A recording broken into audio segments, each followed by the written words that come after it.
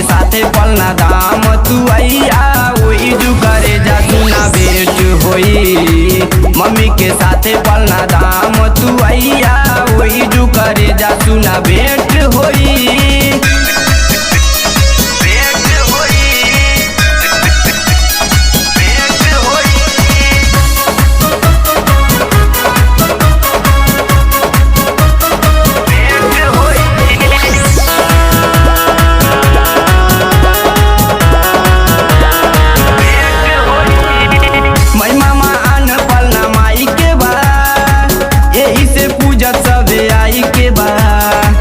प्यार के बात सब उनका से कही है हम तू अर्जी पुराई के जा।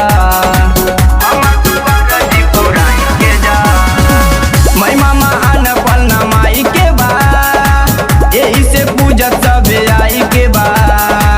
प्यार के बात सब उनका से कही है हम तू अर्जी पुराई के जा।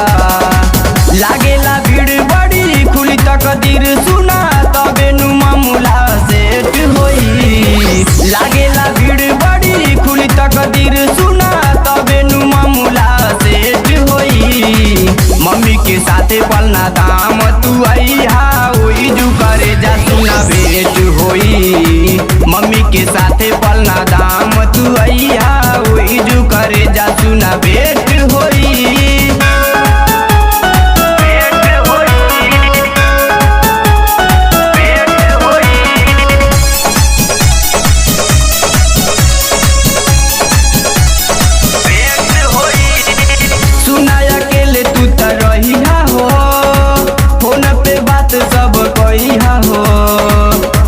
विवेक बीरू पीछा हो पहले के उसे कुछ ना बतैहा हो।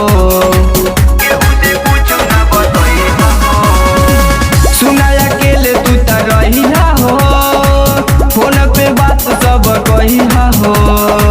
राइटर विवेक बीरू पीछा हो कहले के उसे कुछ ना बतैहा हो। पिंटू प्रेमी पता करी अनया से सुना वही जो कुल मार्केट होई। पिंटू प्रेमी पता करी अनया से सुना वही जो कुल मार्केट होई। मम्मी के साथे पलना दाम तू आइया वही जो करे जा सुना भेंट होई। मम्मी के साथे पलना दाम तू आइया वही जो करे जा सुना भेंट होई।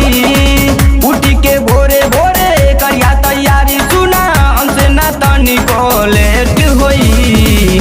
उठी के भोरे भोरे करिया तैयारी सुना हमसे ना तनिको लेट होई। मम्मी के साथे पलना दाम तू आइया ओई जू करे जा सुना भेंट होई। मम्मी के साथे पलना दाम